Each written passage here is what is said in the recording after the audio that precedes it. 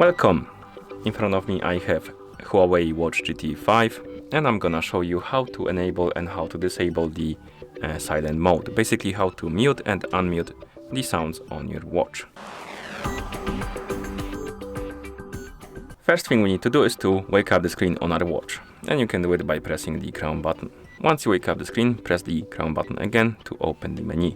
Now scroll through the menu, find the settings icon, and once you find it, tap on it. In settings, scroll through the menu by swiping on the screen, find the option called the sounds and vibration, and once you find it, tap on it, and here scroll down through the menu and find the option called mute. By default, this option might be enabled, and basically if it's enabled, all of the sounds on your watch will be muted, so you won't have any sounds. So basically the silent mode is enabled. And to unmute the sounds, we need to turn this off. You will hear the beep as a confirmation that the sounds are enabled now. And of course, if you want to mute them back on, you can enable this option. So if it's disabled, the sounds are unmuted, and if it's enabled, the sounds are muted. And once you're done, you can press the crown button to go back to watch face.